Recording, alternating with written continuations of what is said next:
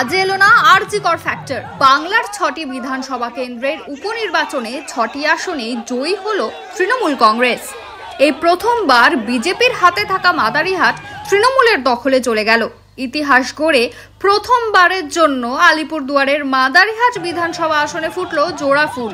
বিধানসভা উপনির্বাচনে বাংলার 6 জায়গাতেই ধরাশায়ী বিরোধীরা। সবুজ আবির উড়িয়ে উদযাপন তৃণমূল কর্মীদের। ইতিমধ্যে মাদারিহাটে জয়যুক্ত হয়েছেন তৃণমূল প্রার্থী। এখানকার জনসাধারণ সবাই বুঝে গেছেন যে বিজেপি আর কোনো কাজ করবে না। দীর্ঘ 8 বছর কিছুই করেন নাই। মাদারিহাটে তৃণমূলের জয় অত্যন্ত গুরুত্বপূর্ণ, কারণ এতদিন মাদারিহাট বিধানসভা আসনটি বিজেপির দখলে ছিল। পদ্ম শিবিরের থেকে এবার সেটি ছিনিয়ে নিল জোড়াফুল শিবির।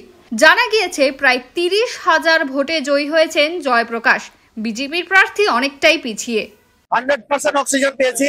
জেলা তৃণমূল কংগ্রেস মাদারিহাট ফার্স্ট টাইম জিতেছি আমরা। আমি ধন্যবাদ জ্ঞাপন করবো মাদারিহাটের সকল ভোটারদেরকে যারা ভোট দিয়েছেন, ডেভেলপমেন্টের পক্ষে ভোট দিয়েছেন, কাজের পক্ষে ভোট দিয়েছেন, ওদেরকে এবং একটা প্রতিশ্রুতি যেটা আমরা ইলেকশনের সময় বলেছি আমরা করবো। বললাম এই এখানে 8 বছরের বিধায়ক যে সাংসদ হয়ে গেছে, এলাকার মানুষের জন্য কোনো কাজ করে নেই। ডেমোক্রেসিতে প্রত্যেকজন ইলেক্টেড মেম্বারকে কোনো না কোনো কাজ করতে লাগে। কতদিন মিথ্যা কথা বলবে?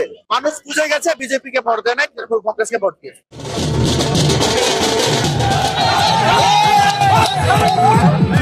দেখুন, ওরা তো ছাপ্পা, ওরা তো এমনি জিততে পারে না।